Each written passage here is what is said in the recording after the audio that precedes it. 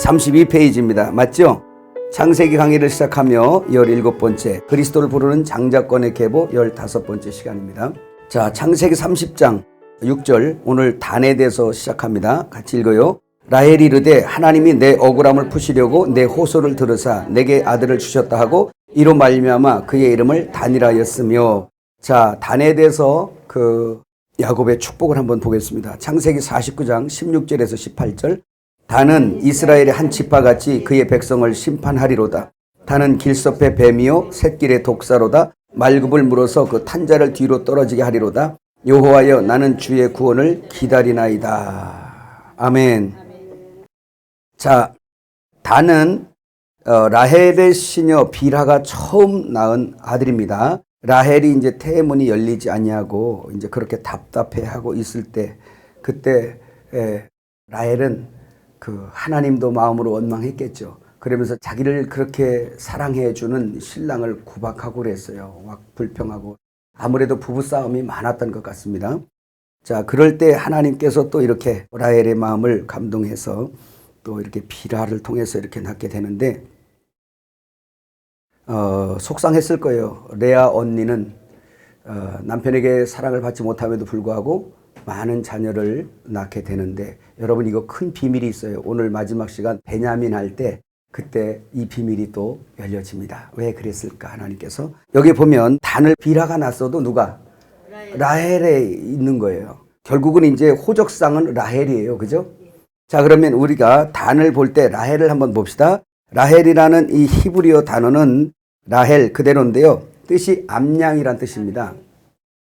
자, 이 뜻은 여행하다라는 이 어원에서 유래를 한 말인데, 자, 이 뜻은 어떤 것들이 있냐면요. 베냐민 할 때 조금 얘기하겠지만 지금 조금만 좀 더 얘기를 하게 되면, 라헬이라는 사람은 자식이 많지 않습니다. 그죠? 요셉을 첩으로 낳고 그 다음에 베냐민 낳고 자기 태 속에서 난 사람은 둘밖에 없어요. 근데 베냐민을 낳을 때 노중에서 죽죠. 그죠?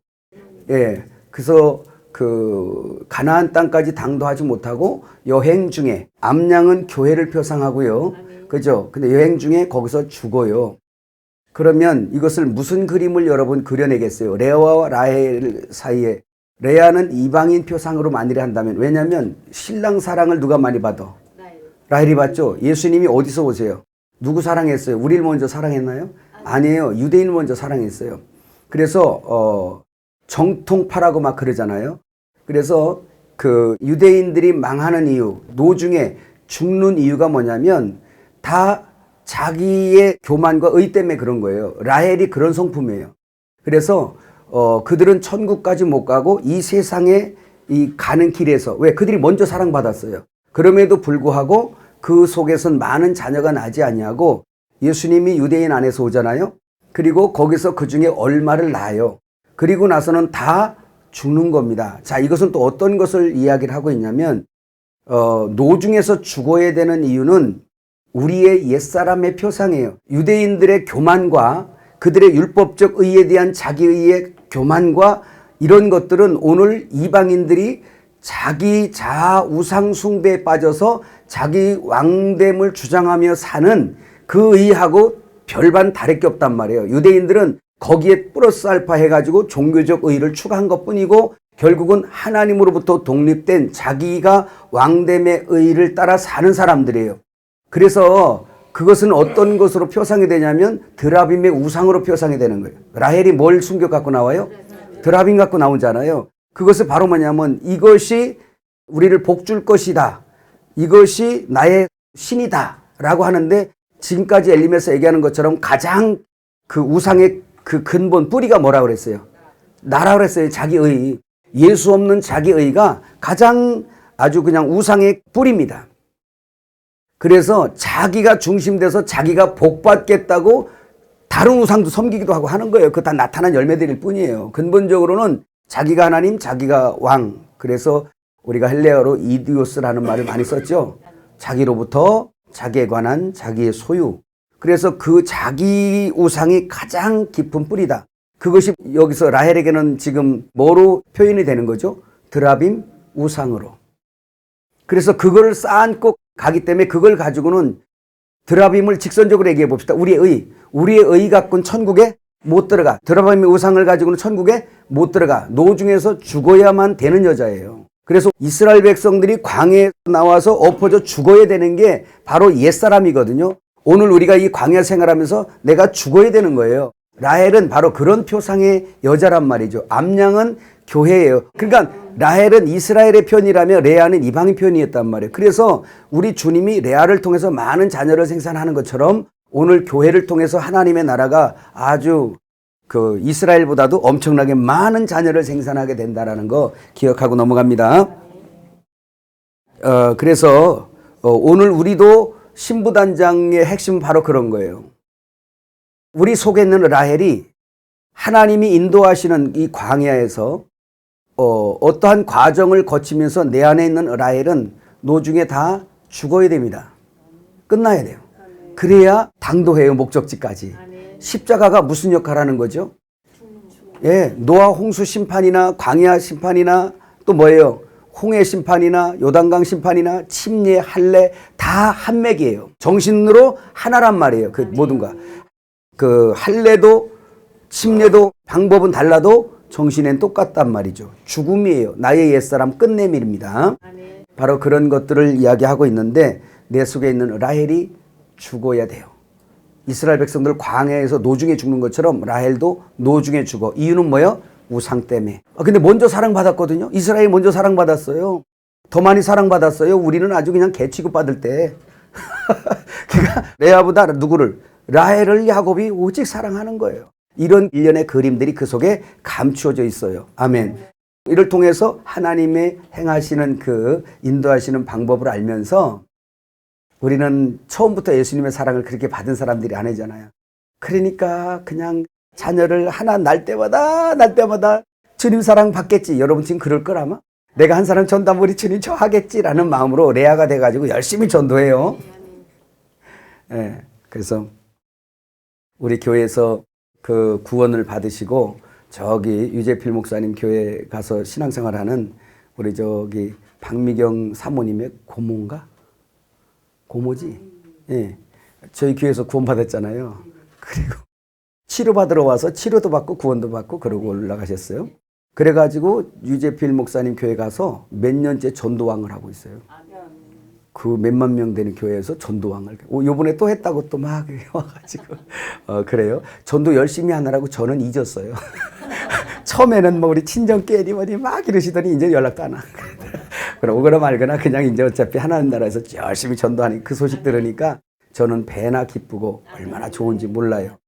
예, 그래서 그분도 지금 열심히 레아가 돼서 우리 어차피 다 이방인들은 레아 교회니까 이제 그 자식을 많이 낳으면 우리 주님 기뻐하겠지, 사랑받겠지 하면서 열심히 낳고 있습니다. 예, 이해가 됐나 모르겠어요? 자, 그런데 이 빌하를 통해서 낳은 이 단은 뜻이 판관이란 뜻이에요. 판관이란 명사인데 딘이라는 그 동사에서 유래했어요. 뜻이 재판하다, 싸우다, 논쟁하다 이런 뜻을 가지고 있습니다. 그래서 단을 축복한 것을 보면 저주 같은 거예요. 자, 이것이 어떻게 이어지는가 한번 가만히 보세요. 자, 이 사람의 이름이 지금 판관, 재판하다, 싸우다, 논쟁하다라는 이런 뜻인데요. 모든 대상을 자기 오름으로 판단 정지하는 겁니다. 여러분이 이제 생각나는 사람들이 조금 있겠죠? 자, 그래서 이 단지파가 또 재밌는 역사가요. 지금 우리가 생각할 때 미리 알고 넘어간다면 예수님 당시에 이 단지파의 영을 가진 뭐예요? 율법자들. 거기서 역사하는 거라고 보시고 말씀을 들어보세요. 단지파는요, 그 이름대로 자기 11지파와도 많이 다툼을 일으켜요.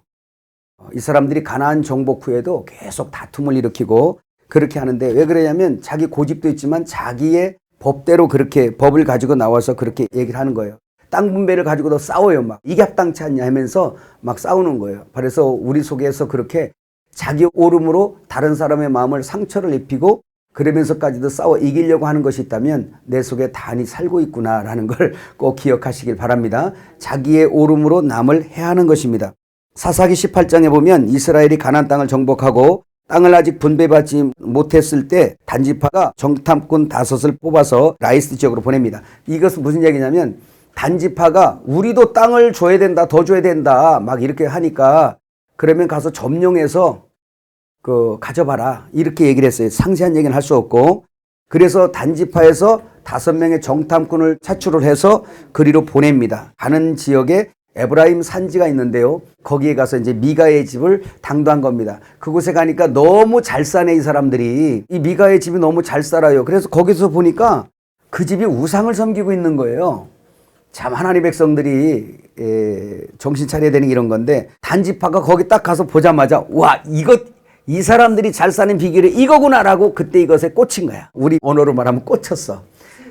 그렇지. 그래서 결국은 단지파가 돌아가서 군대를 데리고 오고 미가의 집 우상도 자기들이 빼앗고 라이스 지역까지 가서 그 지역까지 전부 다 점령을 해버렸어요. 그 단지파 땅이 돼버리는 거예요. 그런데 이 사람들은 그것으로 끝나는 게 아니라 그 우상을 계속 섬겼어요.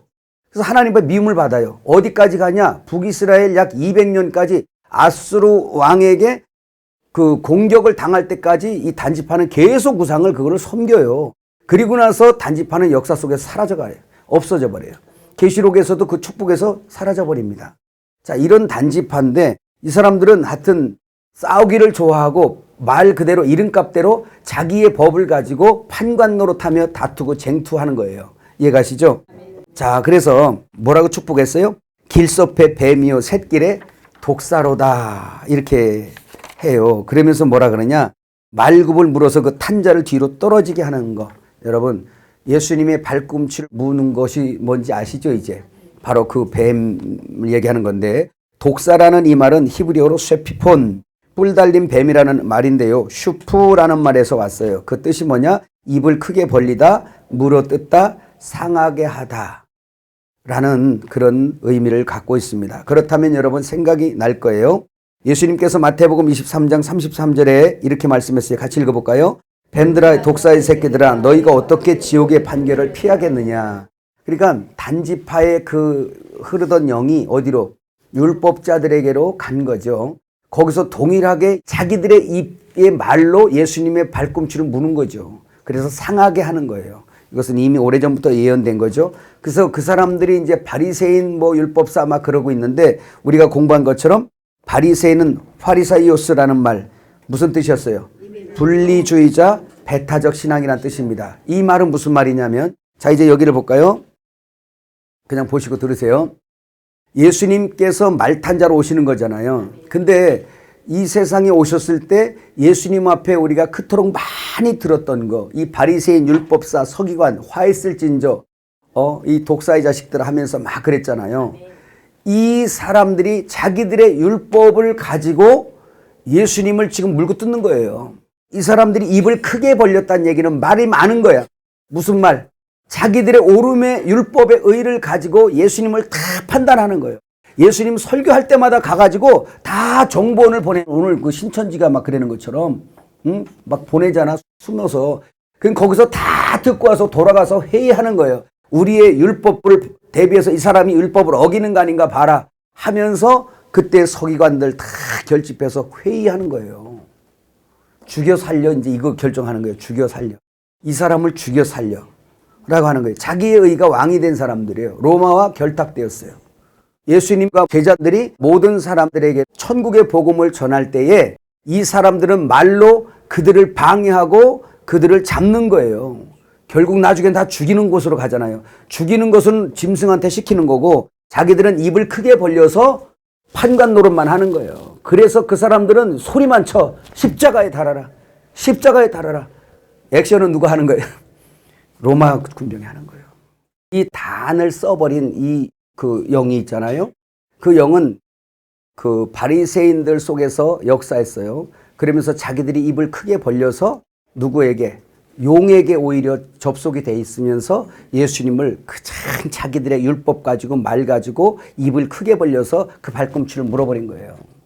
마지막까지도 단에게 역사했던 그 용이 지금도 역사를 해서 수많은 말로 자기들의 오름으로 참을 공격해 올 거라는 거예요. 너무 자명한 사실이잖아요. 자, 납달리입니다. 2번 창세기 30장 8절 라헬이 이르되 내가 언니와 크게 경쟁하여 이겼다 하고 그의 이름을 납달리라 하였더라. 야곱의 축복입니다. 창세기 49장 21절 납달리는 노인 암사슴이라 아름다운 소리를 바라는도다. 뭔가 정말 축복의 내용이네요. 그죠? 언니하고 아이 낳기 경쟁에 돌입한 라헬이 자기의 시녀인 비라를 통해 두 번째 낳은 아들 납달리입니다. 자, 납달리라는 히브리어 그 뜻을 보니까 나프탈리 뜻이 뭐죠? 나의 씨름이란 의미인데 파탈이라는 그 말에서 유래하였습니다. 꼬다, 씨름하다, 투쟁하다라는 의미입니다. 사람 이름이 너무 중요한 것이 이름값을 꼭 하더라고요. 네. 근데 이름이 너무너무 중요한 것 같아요. 자, 그래서 라헬은 언니와 씨름하여서 낳은 납달리 그 이름의 값의 삶을 살게 되는데 납달리 지파가 후에 가나안 정복 전쟁에도 상당히 용맹한 지파로 이름이 나 있습니다. 땅을 분배할 때도 갈릴리 산지의 대부분을 점령을 해버렸어요. 또 자기들이 분배받은 지형도 그렇고 또 이렇게 전쟁이 또 이렇게 자꾸 있는 그런 어떤 요충지 이러다 보니까 이 사람들은 민첩하게 훈련이 될 수밖에 없어요. 근데 보세요. 뛰어다니는 암사슴처럼 될 거다라는 이런 축복을 받습니다. 그래서 이스라엘 전쟁에도 이기는 전쟁만 하는데 여러분 거기 중간에 후에 가나안 땅 보입니까? 같이 읽어볼까요? 후에 가나안 땅 정복 전쟁에도 납달리 지파는 용맹하였으며 그들이 분배받은 지역은 갈릴리 산지의 대부분을 차지하였습니다. 납달리 지파는 산지에 뛰어달리는 암사슴으로 비유되어 축복받은 것과 같이 민첩하게 훈련되어졌고 후에도 수많은 이스라엘 전쟁에 이기는 역할을 하였습니다. 거기 성경 구절 쭉 해놨습니다. 하나님은 이러한 용맹스러운 지파 땅을 시작으로 우주 안에 생명의 복음이 시작될 것을 이사야 선지자를 통하여 예언하였습니다. 그러니까 그림자를 들어서 실제를 설명해 준다고 늘 얘기하죠. 그래서 지금 납달리 지파의 그 성격이나 그 이름값으로 살아요. 그러면 강하고 용맹하여 땅을 정복하고 지배하는 싸움에서 이겨내는 이런 이름 납달리. 자, 그러면 그림자라면 실제 납달리의 주님이 오시겠네요. 그죠? 그래서 여러분에게 어제 말씀을 드렸지만 이렇게 했습니다. 이스라엘 하면 이스라엘 12지파 특성이 있어요. 이스라엘은 누구의 아들들? 야곱이 이스라엘이란 이름으로 받고요. 그래서 이 승리자의 12아들 쭉 해놨어요. 살짝 써야지 안 지워지니까. 해서 쭉 12지파를 쭉 했는데 그러면 이 12지파의 아들들은 야곱의 옆구리에서 난 자들이란 말이에요. 다 영적상. 그러면 이 사람들은 각자가 이렇게 되어 있지만 이 야곱이 머리라 그러면 이 자녀들은 다 몸통이란 말이에요. 그래서 이스라엘이라고 부르는 거예요. 이 이름으로. 이스라엘. 그렇다는 얘기는 이 각 사람들의 기질과 성품과 사역과 모든 것들은 이 야곱의 어떤 역사들이란 말이죠. 동일한 예로 이거는 그림자고 실제를 갖다 여기다 넣으면 이 머리에 누굴 넣었어? 예수. 저 우리 이영수 목사님 만든 도표 거기 있어요. 그거 해놓은 겁니다. 그래서 다 교회거든요. 몸은. 다 교회인데 교회의 각 사람과 이게 다 틀려. 12보석 다른 것처럼 12사도 사명이 또 있어요. 그죠? 그러면 12사도가 각기 다른 기질과 성품으로 사역을 했으나 동일하게 예수의 복음이고 머리를 따라 순종하여 나타났지만 이게 분야들이 다 틀리더라 그 말이에요. 우리가 각 사람이 있으나 지금 기질과 은사가 다 다르고 사명도 다르지만 그러나 다 예수님의 일이에요. 할렐루야. 바로 이런 것처럼 오늘 지금 12지파 공부하고 있는데 12지파의 각기 다른 것들은 예수 그리스도의 어떠함, 야곱의 어떠함인 것처럼 오늘 우리는 예수님의 어떠함이라 틀리단 말이에요. 그죠? 어떤 사람은 나가서 용맹스럽게 싸움 가면 또 아셀 같은 사람은 아주 그 안을 사랑으로 잘 건축하는 그런 이름이에요. 이제 좀 이따 이제 볼 건데. 그래서 이렇게 개념을 가지고 이걸 들으면 이해가 빠르다. 이해가시죠? 그러면 여기 납달리가 이렇게 용맹스럽게 전쟁에 이기는 것으로 훈련된 것, 다시 말하면 그리스도의 또 복음으로서 정복해가는 표상이라는 걸 이해하시겠네요. 이사야 9장 1절에서 2절 읽어볼까요? 전에 고통받던 자들에게는 흑암이 없으리로다. 옛적에는 여호와께서 스불론 땅과 납달리 땅이 멸시를 당하게 하셨더니 후에는 해변길과 요단 저쪽 이방의 갈릴리를 영화롭게 하셨느니라. 흑암에 행하던 백성이 큰 빛을 보고 사망의 그늘질 땅에 거주하던 자에게 빛이 비치도다 그랬어요. 마태복음 4장 14절에서 16절 이는 선지자 이사야를 통하여 하신 말씀을 이루려 하심이라. 일러스되 스불론 땅과 납달리 땅과 요단강 저편 해변길과 이방의 갈릴리여 흑암에 앉은 백성이 큰 빛을 보았고 사망의 땅과 그늘에 앉은 자들에게 빛이 빛이었도다 하였느니라. 그래서 지금 이사야 9장에 그 나오는 이 말은 이사야 이전에 창세기에 야곱이 그 납달리를 축복했던 그 내용이 수천 년이 지나도 계속해서 이어가고 그거의 종착점은 예수 그리스도의 복음이 이렇게 용맹스럽게 정복해 들어가는 그림을 그려놓은 것이다라는 걸 이해하시란 말입니다. 그래서 이 납달리란 이름이 라헬이 단지 언니와 경쟁해서 붙여진 이름이 아니라 그때부터 이미 그 이름값으로 나가는 거예요. 그래서 십자가에서 죽으시고 부활하셔서 이기시는 주님, 확장해 가시는 주님을 생각하시면 됩니다. 예수님께서 싸워 이기실 때 제자들 불러다가 창검수를 알려줬나요? 그거 아니죠. 그 십자가의 사랑으로 그 정복 전쟁을 가르치셨어요. 그래서 그분 본이 뭐냐면 어떻게 승리하냐.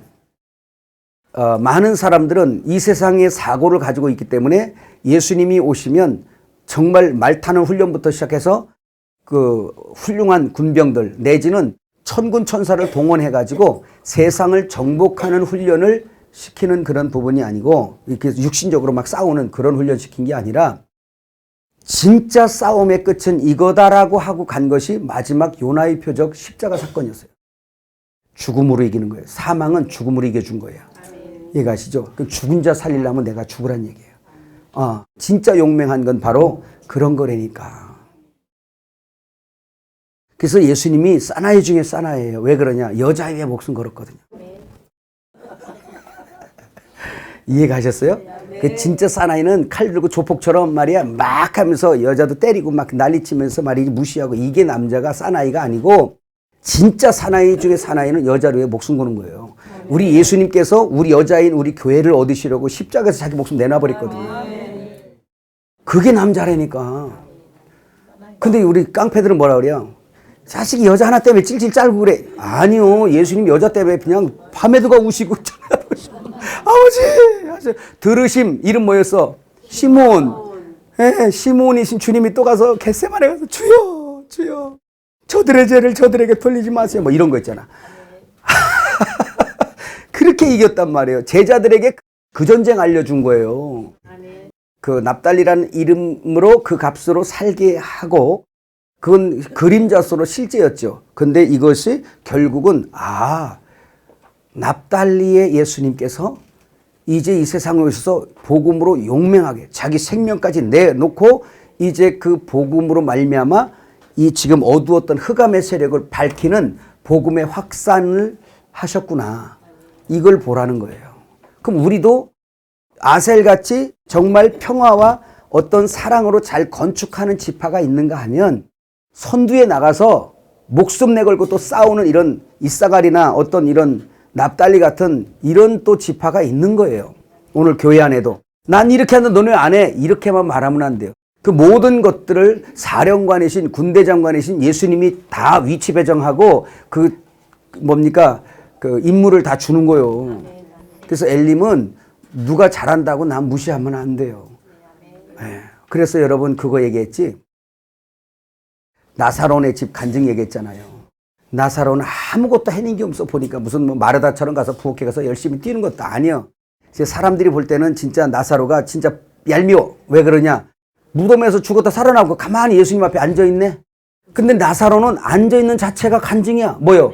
죽었다 살았다. 나는 죽었다 살았다. 나는 사망에서 생명으로 옮겨서 여기 있는 거야. 누가? 예수님이 그러셨어. 이분이 나를 살리셨다고. 그 아무것도 안 하지만 죽었다가 살아난 그 간증 때문에 수많은 유대인들이 믿었던 거예요. 마르다의 섬김 때문에 믿은 게 아니라. 그래서 우리는 쉽게 판단하면 안 돼요.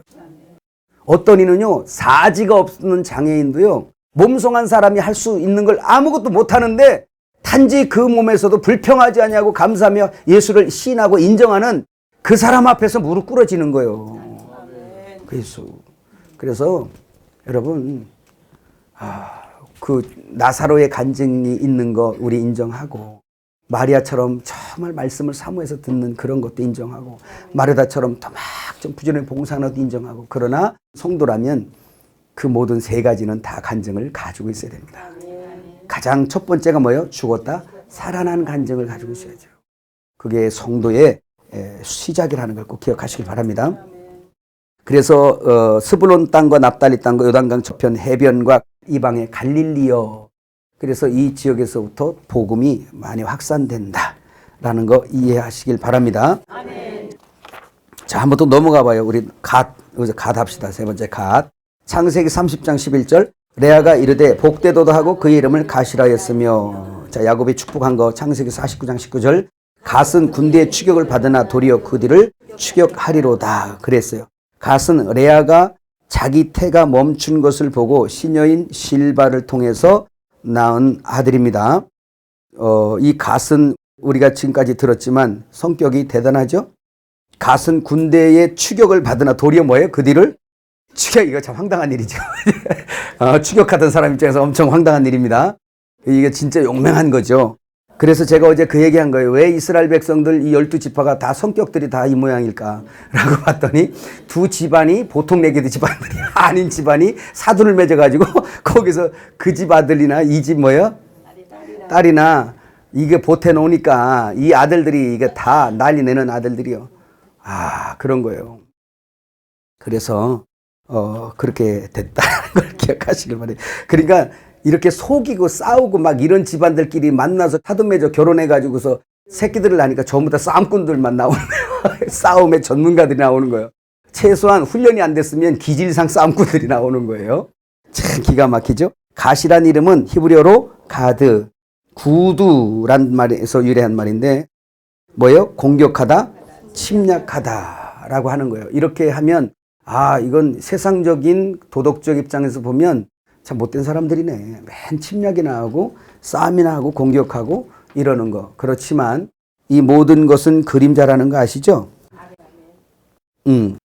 여러분 갓지파는 그거 한번 읽어봐요. 갓지파는 시작. 갓지파는 후에 가나안 땅에 정복 전쟁을 하고 땅을 분배받을 때 갓지파는 요단 건너기 전 요단 동편 땅을 이미 확보하였습니다. 그러나 하나님은 그들에게 아직도 기업을 얻지 못한 형제들을 위하여 건너가 싸울 것을 말씀하셨습니다. 갓지파의 군사들은 용맹하여 적에게 추격을 받아도 도리어 적을 추격하는 타고난 싸움꾼들입니다. 갓지파의 군사들은 기꺼이 하나님을 순종하여 싸웠고 승리의 전리물의 복을 챙겨서 자기 땅으로 돌아갔습니다. 여호수아 22장 8절 9절이 그 내용인데 읽어봐요. 말하여 이르되 너희는 많은 재산과 심이 많은 가축과 은과 금과 구리와 새와 심이 많은 의복을 가지고 너희 장막으로 돌아가서 너희 원수들에게서 탈취한 것을 너희의 형제와 나눌지니라 하매 루벤 자손과 갓 자손과 므낫세 반지파가 가나안 땅 실로에서 이스라엘 자손을 떠나 여호와께서 모세에게 명령하신 대로 받은 땅 곧 그들의 소유지 길앗으로 가니라. 싸워서 그 전리물을 챙기는 거, 여러분 누구 생각납니까? 자, 한번 넘어가 보세요. 36페이지 누가복음 22장 29절에서 30절 시작. 내 아버지께서 내 나라를 내게 맡기신 것 같이 나도 너희에게 맡겨 너희로 내 나라에서 내 상에서 먹고 마시며 또는 보좌에 앉아 이스라엘 12지파를 다스리게 하려 하노라. 요한복음 6장 39절. 나를 보내신 이의 뜻은 내게 주신 자 중에 내가 하나도 잃어버리지 아니하고 마지막 날에 다시 살리는 이것이니라. 자, 싸움 전투에서 열심히 싸워서 내 것만 챙기는 게 아니라 남의 전쟁까지 내 형제들의 전쟁까지 해주어서 거기서 나는 전리물을 챙겨 자기가 누리는 것. 그렇다면 이것도 그림자라면 누구 생각해요? 예수님 생각하셔야죠. 그죠? 바로 그런 것입니다. 그래서 예수님이 이 세상에서 예수님은 타고난 싸움꾼이에요. 그렇다고 해서 이 세상에 오셔서 그분이 막 주먹질했다 이런 게 아니고 그분의 상대는 사람 싸움이 아니에요. 혈과 육의 싸움이 아니에요. 그분 싸움은 누구요? 대상이 마귀예요. 이 원수 마귀 사망과 싸우는 거예요. 그래서 죽으시고 부활로 이기신 거예요. 그래서 예수님은 타고난 작전가 군대 장관이세요. 그 수장이죠. 여호수아, 예호수아잖아요. 그래서 군대 장관 여호수아. 오늘 예수라는 얘기예요. 구원자. 그래서 예수님이 이 세상에 오셔서 주님 그러죠. 너희 형제한테 가서 이르라.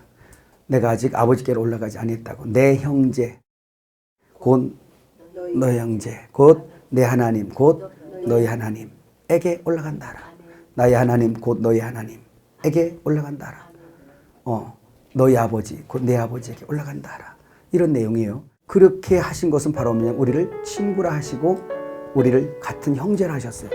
예수님의 싸움은 그 전체적인 싸움 그 목적이 형제인 우리를 위해서 싸워주신 거예요. 그리고서 전림을 챙겼어요. 뭐 자기 몸, 교회를 얻으신 거예요. 이것이 바로 갓지파예요. 그럼 이런 사역이 다 뭐냐? 12지파인 그 예수님의 어떠함의 드러남이라는 거예요. 지금 이거 이해 가셨으면 하면